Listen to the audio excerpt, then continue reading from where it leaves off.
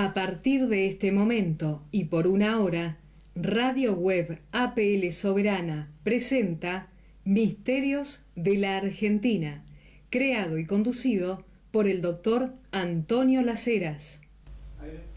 Muy buenas tardes. En el día de Santa Rosa, acá en la ciudad de Buenos Aires, estamos viviendo la tormenta de Santa Rosa, acompañados por el historiador, periodista, escritor Carlos Campana. Empezamos Misterios de la Argentina. Voy a adelantar algo.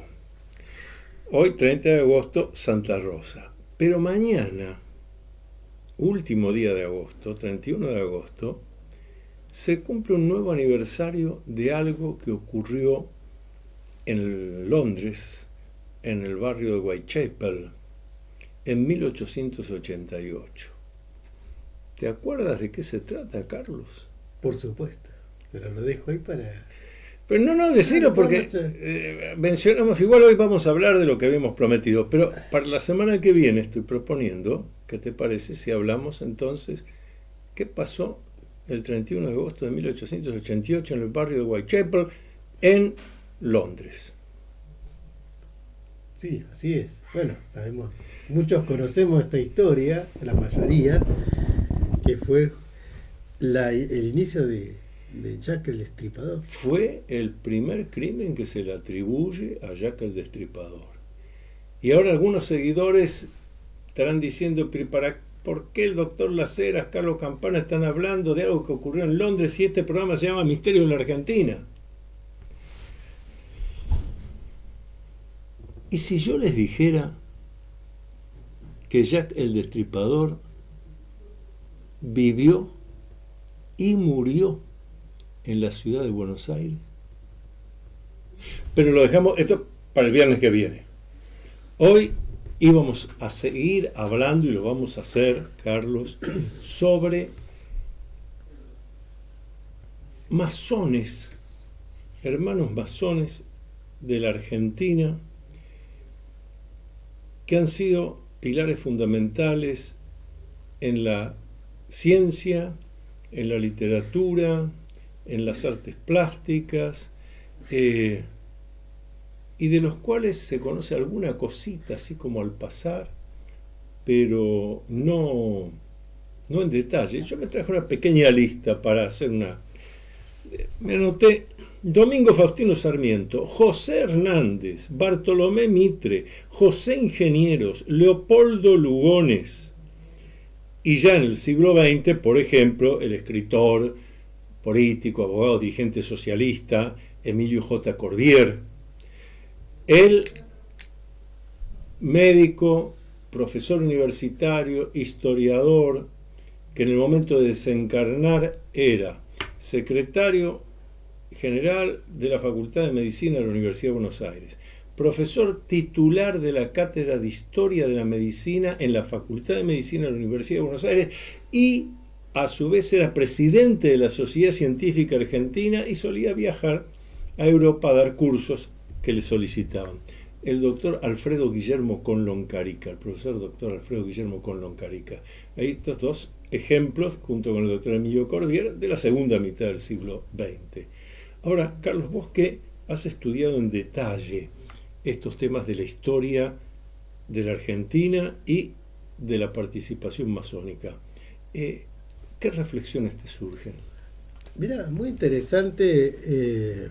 Gran parte de estos personajes también tuvieron una participación activa en la política de nuestro país, y muchos de ellos, como el caso de Domingo Faustino Sarmiento, Bartolomé Mitre, fueron los forjadores de esta república, ¿no? A partir de 1853 en adelante. Sí.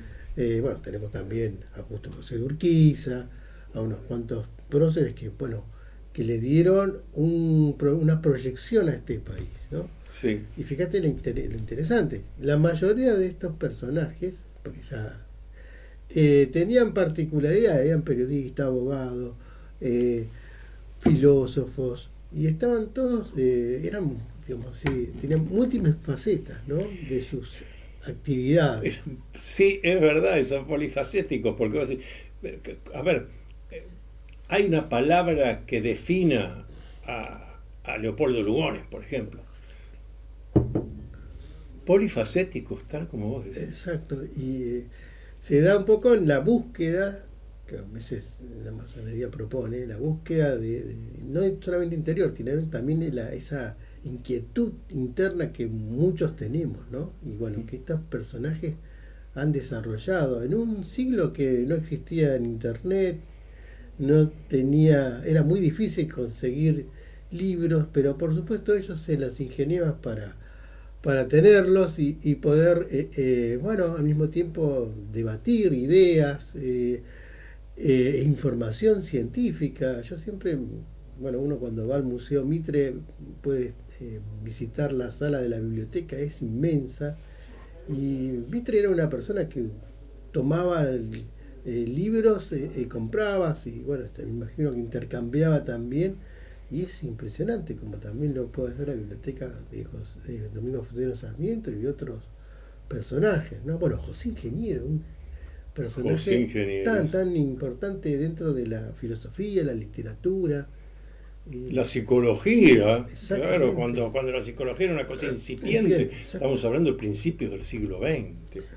Y a eso agreguémosle José Hernández, que fue incorporado como miembro en una logia allá en Corrientes, donde bueno hay datos concretos, inclusive las actas, donde aparece como secretario de la logia. No recuerdo en este momento cuál era, pero sé que era, creo que era la Constante Unión, si no me equivoco. Bueno, y bueno, todo lo que desarrolló el Martín Fierro, también una vida muy dedicada a lo que era la parte de campo. Él fue criado por la familia Purredón en cierta medida, al fallecer su padre. También tenían ideologías como enfrentadas entre los unitarios y federales. Claro. Su familia materna y paterna. Bueno, una pregunta que seguro la audiencia, después de lo que dijiste, se va a hacer es, dijiste, unitarios y federales. Entonces la pregunta es, ¿había masones entre los unitarios y masones también entre los federales? Exacto, sí, estaba dividida. Pero bueno, la masonería en cierta medida en los tiempos de Rosa no fue muy bien vista. Porque claro, la mayoría de estos masones eran más bien de corte liberal, entonces algunos fueron perseguidos, pero también había federales que eran, bueno, inclusive uno de los federales que también llegó a ser gran maestre de la masonería fue Leandro Nialem, que su licencia era federal. Bueno, tenemos un montón. Pero acabas de hacer un comentario que me parece que conviene ampliarlo. Señalaste que en el caso del brigadier general Rosas, él no estaba asimilado ni cercano a la masonería, etc. Pero resulta que uno de sus ministros, si no me equivoco, era José Roque Pérez. Y sí, Roque Pérez. Exacto. Y este Roque Pérez termina siendo el primer gran maestre que hay en una orden masónica acá en la Argentina. Y había sido uno de los ministros de Rosas. Exacto, sí. Es interesante eso. Es muy interesante, ¿no? Pero ahí tenés también, bueno, Roque Pérez fue el primer gran maestre de la Gran Logia de Argentina. Entonces, a través de las distintas logias, las 7 logias que se formaron para poder conformar este Gran Oriente. Sí. Fue reconocido por la Gran Logia Unida de Inglaterra, a través de una logia que existía aquí, que era una logia de distrito, llamada Excelsior, que actualmente existe, la número 617, si no me equivoco. Bueno, y esa logia fue la que reconoció, y hay datos muy concretos. Yo tuve la oportunidad de estar en el archivo del distrito de la Gran Logia de Inglaterra, y es la que lo reconoce como Gran Logia de Argentina. Así que es muy interesante ese dato, porque bueno, a veces precisamente no se sabe bien. Y de ahí participaron, por ejemplo, bueno, todos los que estamos romando recién, ¿no? Domingo Faustino Sarmiento,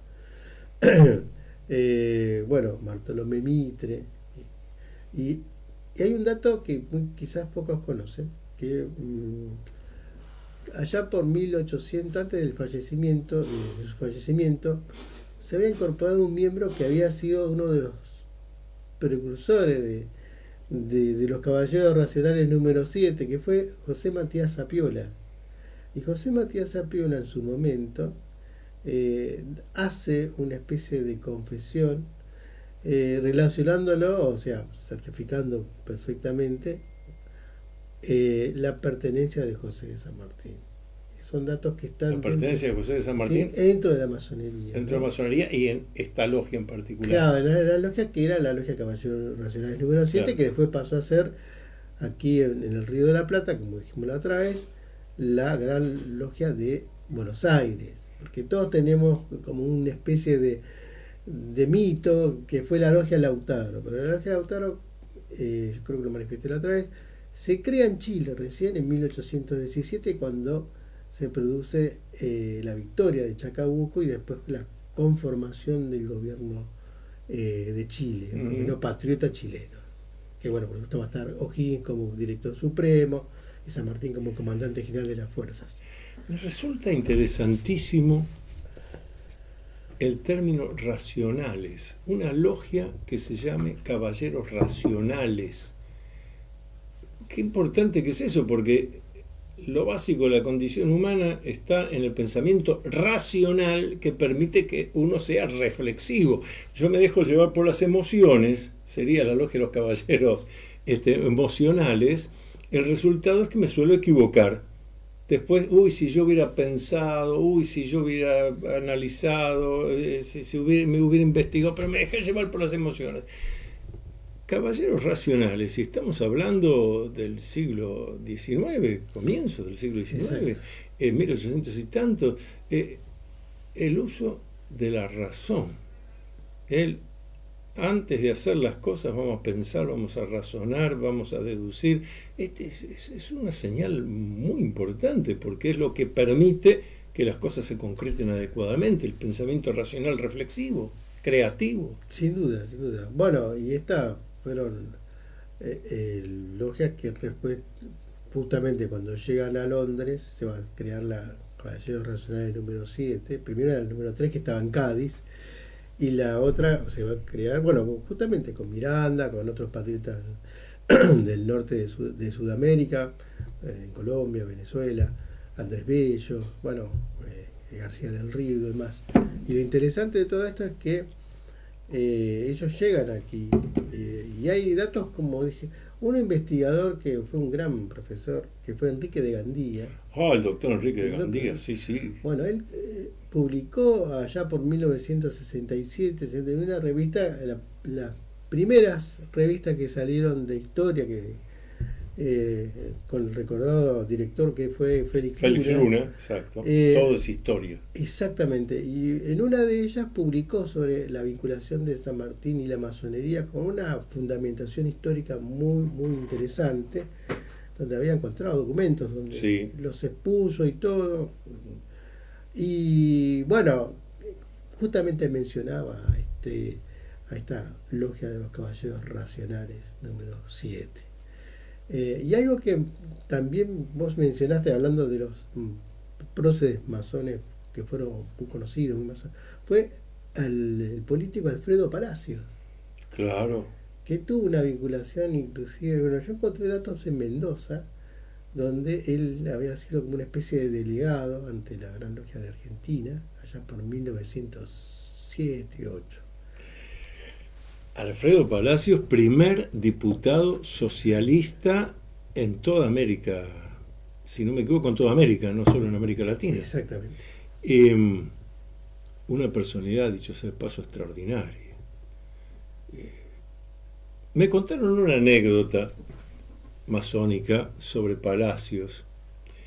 Entre masones está prohibido batirse a duelo, pero Alfredo Palacios no podía con su genio y cuando alguien lo ofendía, él lo retaba a duelo. Entonces la logia masónica a la que pertenecía lo expulsaba. Al cabo de un tiempo, igual hacía el duelo, todo, al cabo de un tiempo lo volvieron a incorporar. Tiempo después volvía a batirse a duelo. Sí, no, era un personaje con una personalidad muy fuerte.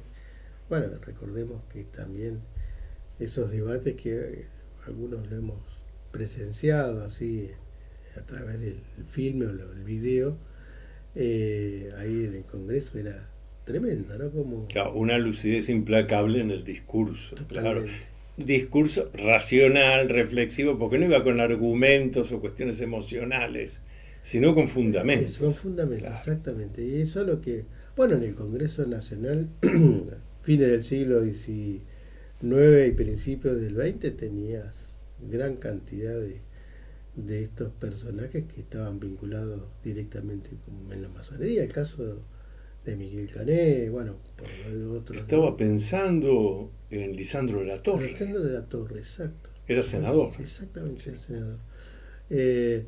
Y alguien que tuvo una destacada actuación y un poco también vinculado a la masonería, porque inclusive tuvo un grado muy alto en la Gran Logia, fue Vicente Fidel López, periodista, abogado, escritor, historiador, Historiador. y fue ministro de Economía allá por 1891, después de la famosa Revolución del Parque, Ujú.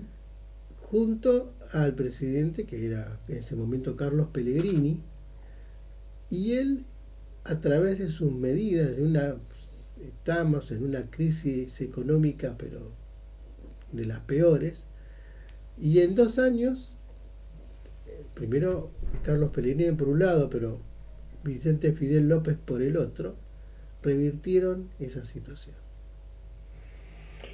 Estamos en Misterios de la Argentina, como todos los viernes, de 14 a 15, aquí en Radio Web APL Soberana. Si quieren enviarnos preguntas, comentarios, dudas, pueden hacerlo directamente a mi WhatsApp, que es 11 49 49 28 50.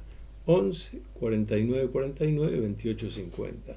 Pero si nos están escuchando de fuera de la Argentina, entonces nuestro WhatsApp es 54 9 11 49 49 28 50. 54 9 11 49 49 28 50.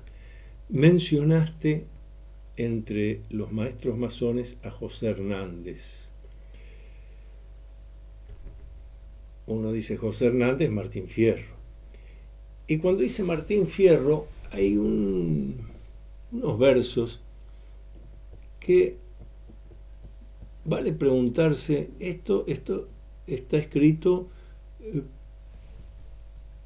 para el pueblo argentino, pero ¿no estará escrito también para sus compañeros masones? Cuando dice, los hermanos sean unidos porque esa es la ley primera. Tengan unión verdadera en cualquier tiempo que sea, porque si entre ellos pelean, los devoran los de afuera. Esto vale para cualquier comunidad, pero Carlos Campana, ¿no hay en esto también un mensaje, por lo de los hermanos, digo, a sus compañeros masones? Totalmente, sí, cuando uno empieza a investigar hay ciertas vinculaciones. Bueno, el caso del simbolismo de los hermanos, de la unión, que también es parte. Y fíjense, la unión es algo que estaba muy vinculado también con los ferrocarriles británicos. A ver. Fíjate vos, o sea, los clubes que a veces conocemos, en el caso de Santa Fe, Unión de Santa Fe, en Mendoza también hay un club que se llama Unión Club, eran desarrollados a través de masones de origen inglés, donde, bueno, por supuesto, no solamente venían con el ferrocarril, sino como también trayendo especialmente esa idea de promocionar el deporte, el caso del fútbol, el rugby, y bueno, y siempre el tema de la unión, que también es parte del simbolismo masónico, Claro. ¿no? La cadena de unión en masonería. Exacto, Sí. que está muy vinculada con todo esto. Acabas de mencionar el fútbol. Yo tengo la sospecha de haber leído o alguna conversación mientras he escrito mis libros de masonería, donde me han dicho que el fútbol en realidad es una creación masónica. Así es, así es. Explícanos un poquito de eso. Bueno, en el fútbol se sabe que en Gran Bretaña se originó allá por 1864, 65, que se dividió del rugby, ¿no? Porque antes era toda una especie de, podemos decir, estaba vinculado al fútbol con el rugby. Bueno, en su momento un grupo de masones se juntaron en una taberna y ahí definieron por una parte el rugby y otra parte el fútbol. Y por supuesto empezó inicialmente, pero después, cuando llega acá a la Argentina, Sí. llega de la mano de Alexander Gato Watson, que era también estaba vinculado con la masonería. Y fíjate algo interesante. Uno de los presidentes de una logia llamada de origen del distrito inglés, fue presidente también del Club Ferrocarril Oeste, allá por 1906-5, cuando se crea el club. Bueno, Claro, y de vuelta vinculado al ferrocarril, como vos explicaste recién. Claro, porque la mayoría de los que componían los cuadros podían ser medios o altos dentro del ferrocarril en toda la República Argentina, y en especial puede ser el Buenos Aires al Pacífico, el Ferrocarril Oeste y demás. Tenían componentes que en su mayoría eran hermanos masones. Y es más, hay una anécdota de una logia en Córdoba donde ellos venían con creo que la conté otra vez, pero venían con sus vagones internos, eran sus templos masónicos que se abrían O sea, dentro del vagón de ferrocarril habían instalado el templo exactamente, masónico con sus simbolismos, simbolismo etc. y demás. Bueno, y ahí Así que era un templo viajero. Claro, exacto. Y había mucha, en cada logia que se iban formando del distrito, bueno, y en el caso del fútbol, para no irme del tema, bueno, Sí, justamente este presidente, uno de los primeros presidentes de Ferrocarril Oeste, estaba vinculado con la masonería y por supuesto, estaba también este deporte, bueno, tiene mucho corte, bueno, en un montón de simbolismo masónico, lo mismo que el rugby con el famoso tercer tiempo y demás, esa confraternidad que existe. A lo mejor en su momento se pelea, pero después en el tercer tiempo, bueno, esa lucha que hay, esa confrontación que hay como todo equipo. Tercer tiempo sería el encuentro fraterno. Es el encuentro fraterno. Y es muy, muy interesante. Dentro de esas investigaciones que estuve haciendo, varias cosas. Eligieron que el fútbol, cada equipo tenga 11 jugadores. Y me dijeron que 11 es el número simbólico del gran maestre. Y después me dijeron más. Me dijeron, fíjate el club Boca Juniors, los colores, azul y oro. Mira fotos, busca en Google fotos de un gran maestre vestido con sus atavíos, su mandil, vas a ver que es el mismo color de Boca Juniors. Obviamente yo entonces pregunté y dije, bueno, pero ¿y el otro que es River Plate? Y me dijeron, no, eso tenés que buscar en el filosofismo, sé si un número 18. Efectivamente descubro que hay un grado masónico en el rito escocés antiguo aceptado, donde va la franja roja sobre el ropaje blanco. Sí, perdón. Te escuchamos. No, yo digo lo que me me contaron, ahora vos que sos el historiador de esto. esto. El mandil, bueno, inclusive se habla sobre algunos presidentes del Club River Plate que también estuvieron muy vinculados con la masonería, ¿no? Ajá. Y muchos también suponen que porque bueno, depende mucho de los ritos que tenga la masonería, como el emulation, que es que y la camiseta de River Plate fue copiada del mandil de maestro del escocismo, que es rojo y blanco. O sea, se ha especulado, son especulaciones, Sí. pero que Pero llama la tienen atención la su- coincidencia, eso digo, exacto. porque poder elegido cualquier otros colores y coinciden esos, llama la atención. Bueno, un gran maestre de la Gran Logia Argentina llamado Carlos Wilson fue jugador de fútbol, jugó en Boca Juniors y en Lanús. Ajá. Eh, Y llegó a gran maestro. Llegó a gran maestre, exactamente. También descendencia de británicos, ¿no? Sí, Wilson. Claro. Wilson, claro, Carlos Wilson. Otra personalidad extraordinaria que ya hemos mencionado y vos señalaste recién también, fue el general Bartolomé Mitre, porque vos hablabas de la cantidad de libros que todavía se pueden ver en el Museo Bartolomé Mitre, que está ahí en la calle San Martín, casi Corrientes. Exactamente, casi Sí. el 300 y pico. Conviene ir a visitarlo, se aprende mucho. La cultura, cuando hablamos de Sarmiento, hablamos de los idiomas que hablaba y leía el general San Martín. En el caso de Bartolomé Mitre también, él llega a una edad donde ya no se puede dedicar más, ni le interesa la milicia, ni la política, y entonces dice algo que de vuelta, esto es histórico, dice algo que de vuelta tiene que ver con eso de entender lo que es la vida de cada uno.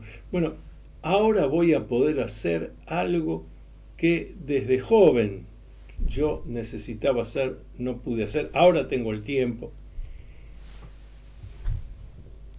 Lee un libro iniciático, La Divina Comedia de Dante Alighieri, pero además, como la quiere traducir al castellano, que es el idioma real, el español no existe, es una construcción política, lo que existe es el castellano, el vascuense, lo que quieran, pero nosotros hablamos castellano. Entonces él decide que va a traducir La Divina Comedia de Dante Alighieri al castellano, pero para no traicionar al autor y ser un buen traductor, busca la versión más antigua, o sea, del italiano de hace casi medio milenio, y traduce por primera vez al castellano en el mundo la Divina Comedia de Dante, pero utilizando, vuelvo a decir, el idioma original del italiano que escribió Dante. Esto es extraordinario, demuestra una cultura extraordinaria en un hombre que tuvo que andar haciendo de militar, de político, presidente de la República, los problemas que habrá tenido, etcétera, fundador del diario La Nación, y tiene esta capacidad. Gente que hablaba y leía varios idiomas. Exacto. Bueno, y hablando de idiomas, uno de los que también era autodidacta fue Domingo Justino Sarmiento. Uh-huh. ¿Y vos sabés quién fue la profesora de inglés de este personaje tan conocido? ¿De Sarmiento? Claro, porque además aprendió inglés de chico, así que tenía que ser en San Juan. No. ¿No? Él se va a Valparaíso. Ah, ¿ves? Claro. Y la profesora... O sea, está en Chile. Está en Chile. Claro, él después del año 1848, cuando se produce... No, perdón, 41, cuando se produce la batalla de Rodeo del Medio, y bueno, los unitarios pierden, hay un exilio. La mayoría de ellos Sí. que luchan en Mendoza se van hacia Chile. Bueno, él se instala en Valparaíso. Inclusive va a ser colaborador del diario El Mercurio de Valparaíso. Oh, claro. Se sigue editando el Mercurio. Sí, se sigue editando, exactamente. Y su profesora de inglés fue la hija de José Antonio Álvarez Condarco, el recordado patriota que colaboró muchísimo en la campaña de los Andes y en la campaña libertadora. Tenemos una calle Condarco acá en la ciudad de Buenos Aires. Exactamente. Bueno, y fue también compadre de José de San Martín, porque era el padrino de Mercedes Tomás, Ajá. allá en el año 1816. Y Clara Álvarez Condarco fue la profesora de inglés de Domingo Faustino Sarmiento. Tenían una gran relación porque Clara, como otro de todos sus hermanos eran de origen británico, porque Antonio Álvarez Condarco se casó con una británica de la alta sociedad y después se vino, estuvo varios años y después regresó aquí a Sudamérica y se estableció directamente en Chile. Y esa fue la primera profesora que tuvo Sarmiento como dentro de lo que es el idioma inglés. Qué interesante, pero sobre todo qué interesante las inquietudes, digo, porque Sarmiento estaba exiliado, tendría sus problemas para mantenerse económicamente, la incerteza de poder regresar a mi suelo natal o no, y sin embargo, en medio de eso, ¿qué es lo importante y necesario que yo tengo que hacer? Conocer el idioma inglés en este caso. Aunque, corregime, Sarmiento hablaba francés también. Exacto. Hablaba varios idiomas. Era una autodidacta en realidad porque ese es otro detalle importante, muy importante. Lo único que, como decía eso que nos enseñaban en la primaria, cuando yo cursaba la primaria, tu primer paso en la vida fue una escuelita de adobe, en algún lugar de hacer la primaria, pero después todo lo demás ha sido trabajo de él, decisión personal. Y su primer maestro en San Juan era de aquí de Buenos Aires, se llamaba Fermín Rodríguez. Fermín Rodríguez. Y vos sabés que es muy interesante, bueno, justamente dentro de unos días se va a cumplir un aniversario más del fallecimiento de Sarmiento. Claro. Muy interesante porque Sarmiento, la última vez que pisa el suelo cuyano va a ser en 1884 y va a ser recibido en Mendoza. Viene de Chile, va a ser recibido en Mendoza y va a estar varios días. Ajá. Y va a tener quizás la desagradable despedida de la esposa de Fermín Rodríguez, que fue el primer maestro de Domingo Faustino Sarmiento. Va a fallecer en esos días y él va a dar un discurso en el cementerio actual de la ciudad de Mendoza, mencionando a su maestro Fermín Rodríguez, pero también agradeciendo a la viuda de Rodríguez, que justamente en abril de 1884 fallece, justamente en el momento de que Sarmiento estaba ahí en su estancia. Estamos promediando nuestro programa, le vamos a preguntar al operador, ¿podemos hacer una breve pausita? Y continuamos en Misterios de la Argentina. Por Radio Web APL Soberana estamos escuchando Misterios de la Argentina con el doctor Antonio Las Heras. Estoy leyendo varios mensajes que nos están llegando a mi WhatsApp 11 49 49 28 50, 11 49 49 28 50, y estamos dialogando con el historiador, periodista, escritor Carlos Campana, que nos está poniendo en conocimiento de pequeños detalles. Claro, acá hay una pregunta en particular de Norma, que dice que escuchó la semana pasada que hablamos de la Logia Lautaro y que ahora vos hiciste un comentario hace un ratito de que la Logia Lautaro, la primera no estuvo en Buenos Aires, sino en Mendoza, así que lo que ella pide es si podés dar un esclarecimiento, y yo te lo pido también, sobre qué fue la Logia Lautaro, cuál fue la primera, porque, ¿ves? Otro misterio de la Argentina. Exacto.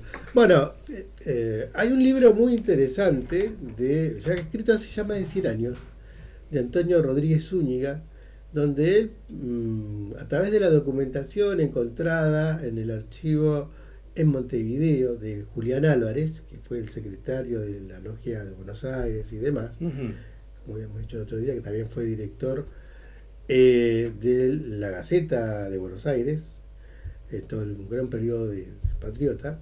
Bueno, fue investigando y fue encontrando datos que daban una diferencia a lo que siempre se dijo en el mito, porque un poco también fue el general Mitre que empezó a promover la logia Lautaro como la logia que existía aquí. Inclusive no es que niegue, pero no es conciso, más allá que había sido masón, no es conciso en decir si San Martín era una logia simbólica, pero al mismo tiempo no era masónica. Bueno, es como una confusión que arma. Sí. Y una confusión que después han repetido algunos que de masonería no conocen, pero no, si la logia Lautaro no era masónica, era una estructura masónica, pero no era masónica. Exacto. Aclaremos, por favor, Es Carlos. muy interesante. Entonces, ¿cuáles son los datos que nosotros uno tiene como para poder evaluar bien? Es el libro del general Miller, que se llama Memorias de Miller. William Miller o Guillermo Miller, un gran amigo de José de San Martín que estuvo en la campaña hacia el Perú varios años, y él en el año 1829 le hace una entrevista a José de San Martín. Y entonces una de las preguntas que le sugiere es decir, bueno, ¿qué pasó con la logia de Buenos Aires, o la Gran Logia de Buenos Aires? Y ese es un dato clave, porque en ningún momento José de San Martín menciona a la logia Lautaro. Y es un dato... Dice Logia de Buenos Aires. La Logia de Buenos Aires. Pero porque se llamaba Logia de Buenos Aires. Exacto. Logia de Buenos Aires o Gran Logia de Buenos Aires. Ese dato es clave para poder desmenuzando por qué no se llamaba Logia Lautaro en ese momento, los primeros años de allá por 1812, 13, 14. Sí. Y San Martín le responde que por jurar, por los juramentos que él hace, no va a decir absolutamente nada sobre eso.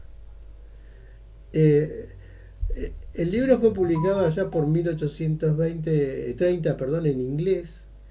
Eran 3 tomos. Y aquí después se hizo una versión en español. Uh-huh. Y en el año 1999 también se hizo una edición más sintética que, los oyentes que quieran introducirse más en el tema lo pueden ver y pueden ver ese fragmento que es muy muy interesante, pues clave para poder comprender. Yo estuve en Chile, en la Biblioteca Nacional, y encontré también datos sobre la logia Lautaro. Uh-huh. Y que ahí sí se conforma la logia Lautaro. Y lo mismo va a pasar en el archivo de O'Higgins. Están los originales, pero también hay una recopilación muy interesante que hizo allá por 1962 en adelante Ricardo Donoso, un historiador chileno, con uno de los más importantes que tuvo Chile en su momento. Uh-huh. Bueno, lo mismo, ahí sí ya podemos ver que sí se van a conformar, inclusive está el listado, o sea, es algo que no podemos negar.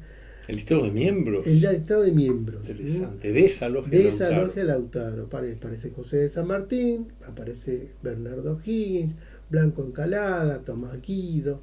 Bueno, está, si no me equivoco, en el tomo número 6 o 7. Bueno, esos son datos concretos para poder aclarar. Ahí sí ya podemos decir que es la logia Lautaro. Pero previo a eso, inclusive, estas logias o gran logias como se le llamaban, primero pasó a ser la de Buenos Aires, después pasó a ser la logia ministerial de Buenos Aires, que es la que va a tomar la decisión política de emanciparse de la península, mejor dicho, del Reino de España en ese momento, de Fernando VII. Sí. Y después va a haber otra logia que era la logia que se va a crear más o menos para 1819, que va a ser Pedro José Aguirre, hijo del padrino de José de San Martín. Va a ser el presidente de esa logia, que va a ser la logia americana, se llamaba. O sea que en base a estas investigaciones que hiciste, ¿no hubo entonces logia Lautaro en la aldea de Buenos Aires? No. Lo que había era otra logia, que en todo caso se llamaba Logia de Buenos Aires. Logia de Buenos Aires. Y esos datos son concretos. Y bueno, al hurgar quizás con mucha más profundidad sobre todos estos documentos y demás, aparece muy claramente que desde 1813 hasta 1820 va siempre a conformarse como logia de Buenos Aires o después americana, pero nunca digamos, logia Lautaro, porque eran gran logia. A esta altura de lo que estás explicando, para los que no conozcan, vas a tener que aclarar por qué esa logia se llamó Lautaro, quién era Lautaro, y que ahí le encuentro el sentido. Exacto. A que esto ya haya comenzado en Chile. Claro. Bueno, era un cacique de origen chileno, nativo chileno. Era araucano. Era araucano, exactamente. Y ahí tiene, por eso mismo, el cacique Lautaro. El cacique Lautaro. Otros dicen que se especuló también sobre el nombre, que era una sigla, pero no, coincide perfectamente con un nativo araucano en contra... Que había peleado contra los españoles. Exactamente. Y en esas peleas lo matan. Lo matan, y bueno, justo toma como simbolismo, claro, como nombre simbólico, en el país trasandino, el nombre de Lautaro. Y fíjate qué interesante, porque muchos de la bandera chilena está muy vinculada con el simbolismo masónico. Explícanos. Bueno, el tema de la estrella y de los colores, ¿no? Tanto uno que es el color del escocismo, y también está vinculado a grados superiores. Y generalmente, viste que la bandera chilena dentro del escudo tiene por la razón o por la fuerza. Exacto, por la razón o la fuerza. Comenzando por lo de la razón, que hablábamos antes, lo de los caballeros racionales. Exactamente. Claro, así que todo este simbolismo no es casualidad en esto, ¿no? Hay mucha causalidad. Sí. Pero bueno, has hecho el comentario de la bandera chilena, te voy a tener que preguntar si cuando otro maestro masón, que fue Manuel Belgrano, crea la bandera patria nuestra, el sol en el medio, etcétera, si esa bandera, nuestra bandera, también tiene simbología masónica.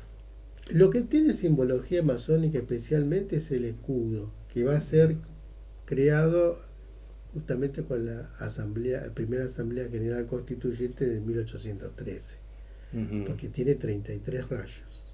Ahí lo toman. Entonces sí tiene una simbología masónica.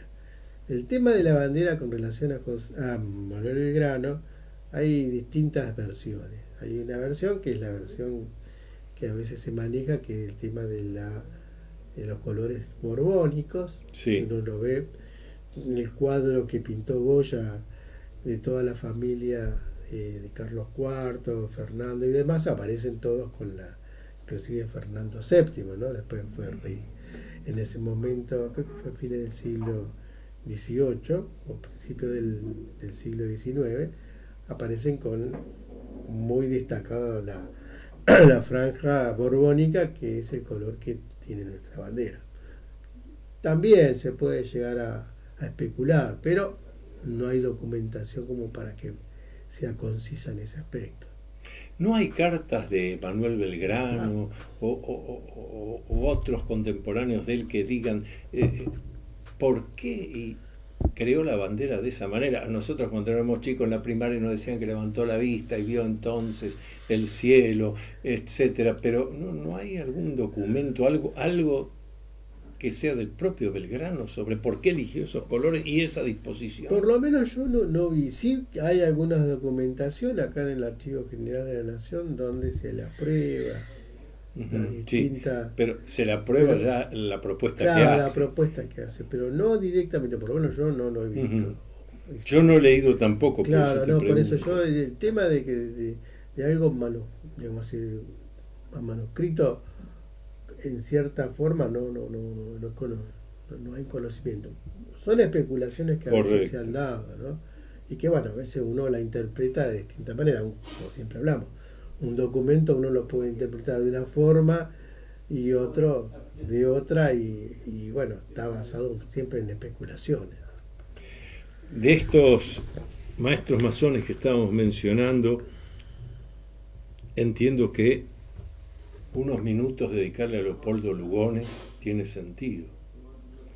Fíjate qué personalidad, además alguien que estaba realmente en la vanguardia. Leopoldo Lugones, en su libro Las fuerzas extrañas, ya habla de las cosas que luego vamos a conocer con el nombre de parapsicología, por ejemplo. Qué personalidad. No, y un personaje muy interesante para estudiarlo, porque viste que él tenía ciertas, bueno, formas de escribir muy particular, su poesía, era para mí espectacular, ¿no? Y después, bueno, también tuvo en últimos años como que se fue alejando de la masonería, eso comentan mucho, se fue alejando de la masonería y bueno, ya en sus últimos tiempos, no es que no estaba mal de esa salud mental, pero tenía cierta, era una persona muy, ¿cómo podemos explicarle? Muy controvertida en sus acciones y demás, ¿no? Pero esto le pasa con muchos genios. Claro, y es bueno subrayar esto que dijiste, porque más de una vez se espera de alguien que termina quedando la historia porque está fuera de lo común, es anormal, está fuera de lo común, pero que después tenga una vida normal, un contrasentido. Pudo aquello porque no hace esto. Exacto. Sí. Él fue un personaje muy de la época del siglo XX, muy controvertido, podemos comentarlo, ¿no? Mencionaste a José Ingenieros, yo también lo hice, y acá me noté algunas cosas de José Ingenieros. Nacido en 1877, desencarnó en 1925, en 1901 fue gran hospitalario, que es un cargo de los que dirigen la Gran Logia, ¿no? Hablaba de Hacia una moral sin dogmas, que escribió Las fuerzas morales. Fue fundador del primer seminario de filosofía que hubo en la Universidad de Buenos Aires. En estos minutos que nos quedan, Carlos Campana, ¿qué nos puedes decir de José Ingenieros? La verdad que también fue uno como muchos destacados de ese tiempo, porque cuando tenías estas personalidades que hablamos que eran muy inquietas y demás, sí, iban a un lugar que eran las logias masónicas, ¿no? Ellos se insertaban ahí, bueno, por supuesto, muchos sobresalían porque es también, en cierta forma, un lugar de conocimiento, donde se hace algo interno, pero también uno va tomando ciertas, pequeñas, nutriéndose más que todo de esta sabiduría. Un lugar para poder conversar racionalmente, filosóficamente, adelantarse a los temas científicos, culturales. Y esa es una tendencia que muchos. Otro de los grandes personajes, porque son contemporáneos ahí, fueron amigos de José Ingeniero, fue Agustín Álvarez. En la calle, fue gran maestro. Y fíjate vos que Agustín Álvarez vivía en Mendoza, nació en Mendoza, ya por 1858, tiene un hermano gemelo que también estaba vinculado a la masonería, pero no fue tan destacado como él, que era Julián. Y ellos, generalmente José Ingeniero, vamos al tema a mi entender, una persona que tenía